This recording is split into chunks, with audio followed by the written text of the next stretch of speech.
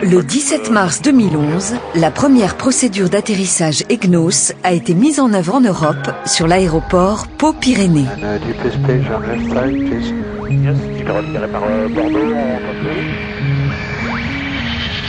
EGNOS permet de déployer un nouveau service plus sûr et plus précis pour les vols à l'arrivée grâce à un guidage latéral et vertical par satellite.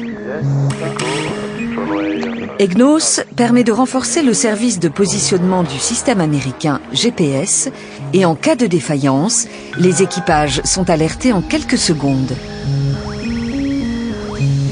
Le programme EGNOS a été soutenu par la Commission européenne, l'Agence spatiale européenne, Eurocontrol et les principaux fournisseurs de services de navigation aérienne européens.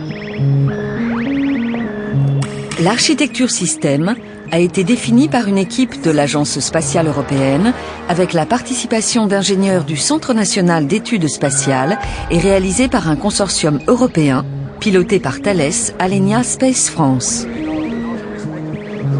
L'exploitation d'EGNOS est assurée par la société ESSP, basée à Toulouse, sous contrat de la Commission européenne, propriétaire de l'infrastructure.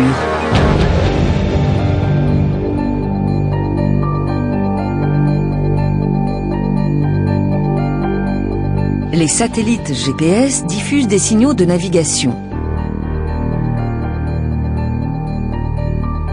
Des stations de référence EGNOS captent en temps réel les signaux GPS.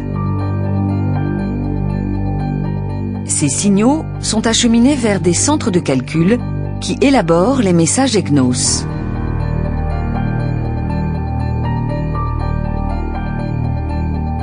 Ils sont ensuite envoyés vers des stations de liaison montantes qui alimentent des satellites géostationnaires.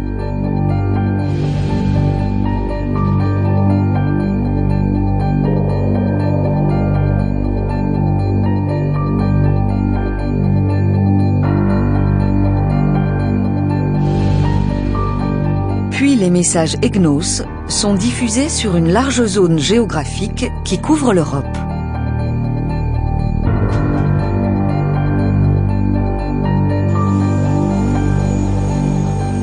Airbus Transport, qui gère l'acheminement des pièces d'Airbus, est la première compagnie européenne équipée EGNOS.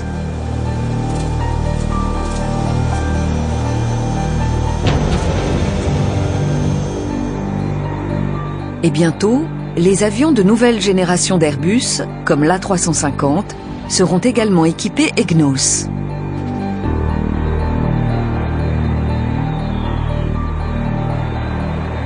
EGNOS améliorera la sécurité et l'accessibilité de nombreuses approches utilisées par l'aviation générale, l'aviation d'affaires et les hélicoptères.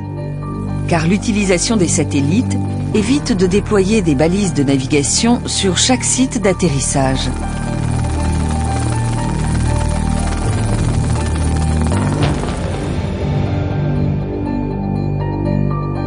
La DSNA prévoit de couvrir toutes les pistes d'atterrissage de France métropolitaine par des approches EGNOS.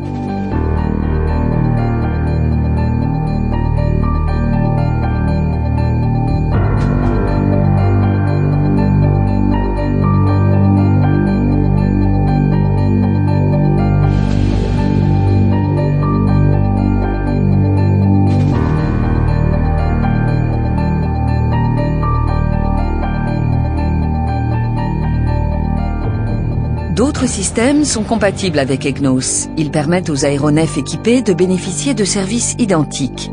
Plusieurs milliers de procédures d'approche sont déjà déployées en Amérique du Nord et plusieurs centaines de nouvelles procédures compatibles avec EGNOS sont mises en service chaque année.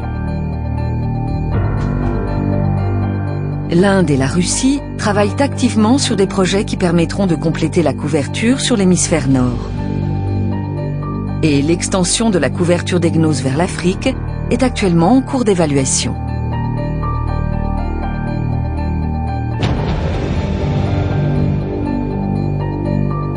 La mise en service d'EGNOS prépare le déploiement du grand projet européen satellitaire Galileo.